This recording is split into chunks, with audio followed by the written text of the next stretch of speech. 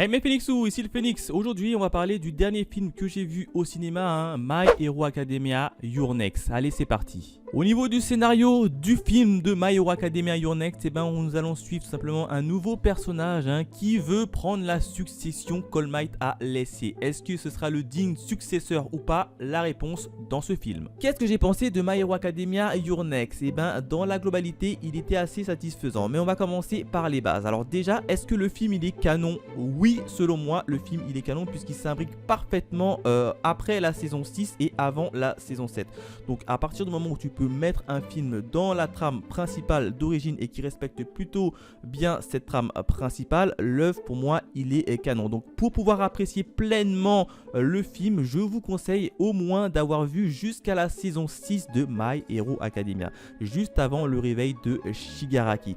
Évidemment, le sens contraire est faux. Vous pouvez très bien apprécier l'œuvre originale, la série originale, sans pour autant aller avoir vu le film. Le film, c'est juste un complément si vous voulez un peu plus rentrer en détail et avoir un autre point de vue. Donc voilà en termes de canon ou pas canon. Au niveau de scénario, qu'est-ce que j'en ai pensé? Ma foi, le scénario il était plutôt pas mal. Alors oui, je sais, le scénario reste très simple, même voire très simpliste, mais il a le mérite d'être plutôt bien ficelé. Oui, puisqu'on va tout simplement retrouver un gars, un nouveau personnage de l'histoire qui est propre à l'univers du film, qui va se dire être un peu le successeur de All Might. Il voudra prendre sa place et en face il va y avoir des héros qui vont essayer de le stopper. Donc dit comme ça, vous voyez que le scénario il est assez simpliste. Vous dites ça va être trop rébarbatif, trop barbant. Et ma foi, la façon dont il a raconté, il était plutôt assez cool et assez bien ficelé. Je m'explique, puisque on va notamment débuter un peu le film juste après les événements de la saison 3, où lorsque All Might s'adresse évidemment à la population en disant que le prochain c'est toi. Sauf que la trame principale de la série, on va voir le point de vue de Midoriya Izuku qui va un peu prendre la relève en quelque sorte. Sauf que dans le film, on va voir le même message, mais avec un point de vue différent, puisqu'on va voir le point de vue d'un vilain, puisque le vilain va prendre mot pour mot les paroles de All Might et on va le voir comment lui va l'interpréter selon sa vision. Donc grosso modo, ça va être une confrontation idéologique, là où la série part sur le point de vue de Midoriya Izuku et puis on voit toute l'avancée de la série et de la trame principale. En quelque sorte, le film ça va être un peu la trame annexe, annexe, une autre voie temporelle, on va dire ça comme ça, puisque là on va voir tout simplement ce qui va se passer évidemment du point de vue du vilain qui a lui-même également entendu les mêmes mots, les mêmes paroles qu'All Might a prononcées, mais aura des jasillements un peu différents que la trame principale. Et c'est en cela que je trouve que le scénario est plutôt bien ficelé et plutôt bien raconté. Au niveau de l'ambiance de la série, je l'ai trouvé assez bonne. Il n'y a rien à dire dessus, puisqu'évidemment que les événements qui vont être racontés dans le film vont se passer juste après la saison 6. C'est juste au moment où tu as tous les prisonniers qui se sont évadés de toutes les prisons, mais juste avant le réveil de Shigaraki.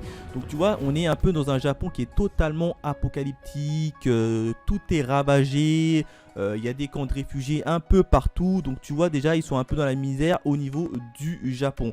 Et l'histoire et le film va prendre place en plein milieu, donc j'ai trouvé l'ambiance plutôt bonne. On voit dès le départ il y a une bande de vilains sans trop vous spoil qui vont essayer de tenter de voler de la nourriture, puisque là c'est chacun pour soi en quelque sorte, il n'y a plus de magasins, il n'y a plus rien qui fonctionne, c'est vraiment chacun pour soi.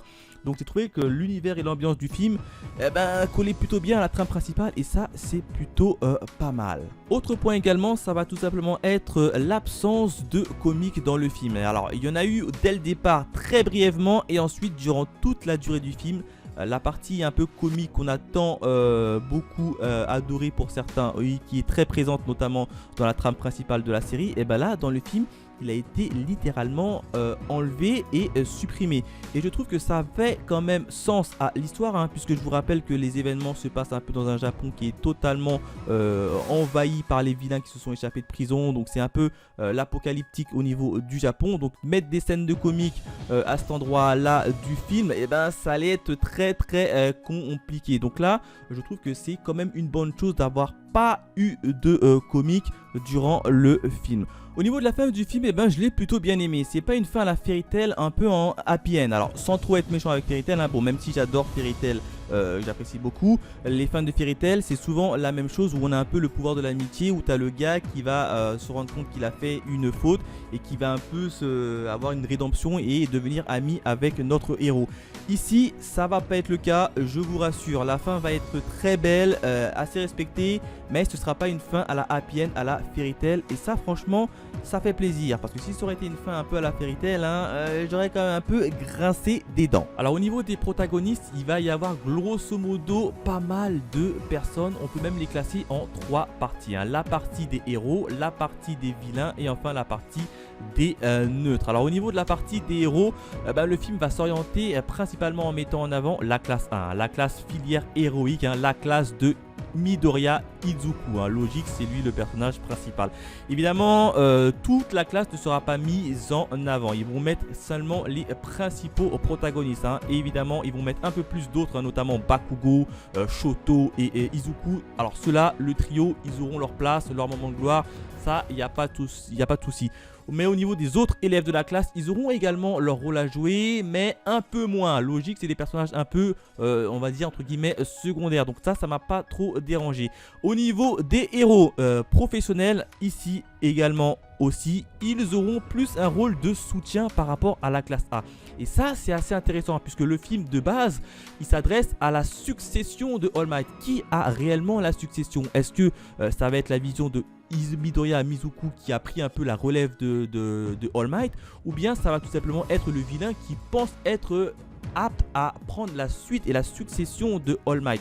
Et bien le fait que les héros professionnels laissent un peu les futurs, l'avenir un peu en avant, et ben j'ai trouvé ça plutôt cohérent avec le scénario, et ça franchement il n'y a rien à redire. Concernant la partie des neutres, et ben ils sont que 2 personnages. Il va y avoir le majordome qui devra protéger une certaine princesse ayant un alter un peu particulier. Je ne vous le dis pas pour éviter de vous spoil.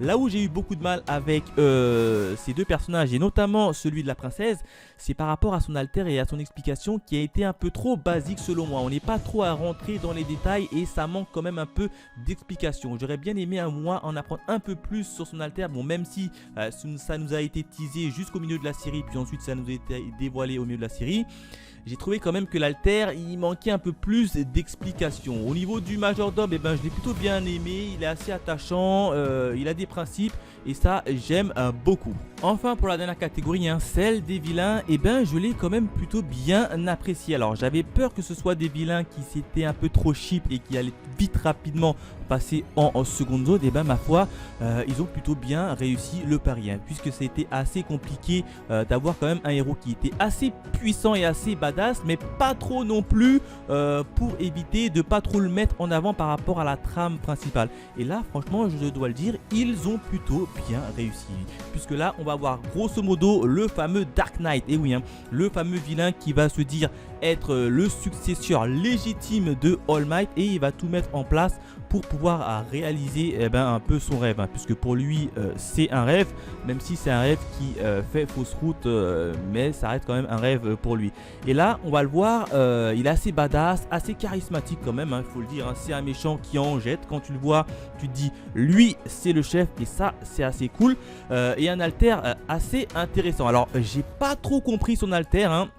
Très sincèrement, son alter il nous a pas trop été expliqué. A priori c'est un alter qui est capable de maîtriser des matières, capable de construire des matières, et puis c'est tout, ça s'arrête là. C'est un peu comme la catégorie des nôtres où leurs alters n'ont pas été très développés. Ici je trouve que l'explication de l'alter du Dark Might, hein, du méchant principal, n'a pas été suffisamment expliquée, et c'est vraiment dommage.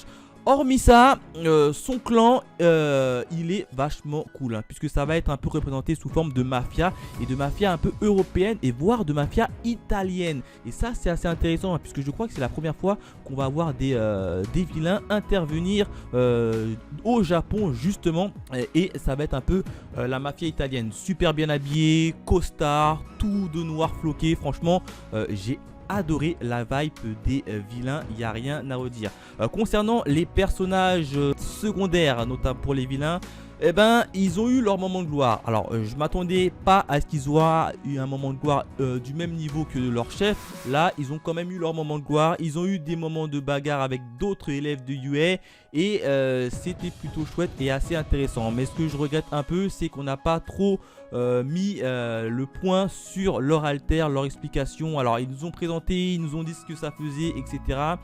Mais c'est pas trop rentré un peu dans les détails et c'est un peu quand même dommage hein, puisque quand même My Hero Academia, le point essentiel de la série, ça reste quand même les haltères, hein, ça tourne autour des haltères. Et là j'ai trouvé que les haltères n'étaient pas suffisamment mis en avant, mais ils ont un peu plus mis le côté un peu plus de vilain, de mafia européenne qui vient d'un autre pays. Et ça franchement il faut le dire c'est plutôt cool, mais j'étais quand même un peu déçu qu'ils n'ont pas mis un peu le côté des haltères en avant. Concernant l'animation, l'animation je l'ai plutôt bien aimé hein. Moi j'ai plutôt bien apprécié cette animation. Au niveau des scènes d'action ça va, c'est fluide, on n'est pas trop perdu, ça reste quand même relativement joli, notamment le combat final avec le boss qui part franchement dans tous les sens et tu arrives quand même à suivre les actions et ça c'est plutôt pas mal. Alors moi personnellement je préfère pour le moment toujours la scène de fin du film, le numéro 2 qui est pour moi au-dessus de celui-ci,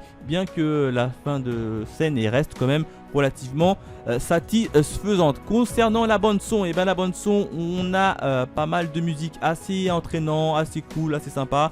On a également des musiques qu'on retrouve dans la série classique, mais on a également des musiques qui sont propres au film et ça c'est vachement cool. Un point également où j'ai pas très bien compris, c'est qu'ils ont mis une espèce d'opening au début du film, pourquoi pas, avec une nouvelle bande son, pourquoi pas.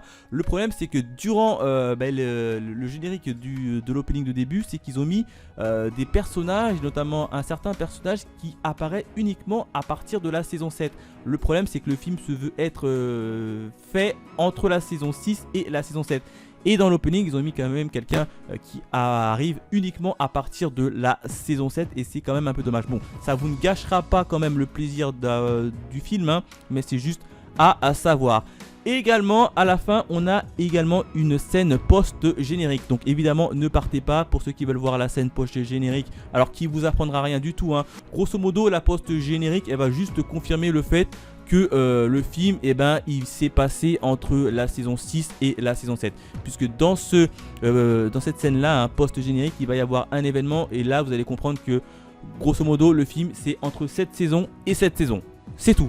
Il n'y a rien de nouveau, il n'y a rien qui sera raconté de plus. Pour ceux qui veulent, restez jusqu'à la fin. Mais si vous ne le voyez pas, ça ne vous gâchera pas le plaisir d'avoir vu le film. Voilà ce que je pouvais dire sur le film My Hero Academia. Personnellement, si je devais lui mettre une note, j'aurais mis quand même la note de 7 sur 10. Hein. C'était un film globalement cool, satisfaisant, avec de bons méchants, un beau scénario qui est certes très simpliste au niveau du scénario, mais qui a le mérite d'être bien ficelé. Et ça, c'est pas donné à tout le monde. Voilà, n'hésitez pas à me laisser vos avis dans les commentaires, à liker la vidéo pour aider au référencement. Quant à nous, on se retrouve très vite pour de nouvelles aventures. Allez, bye mes Phoenixous.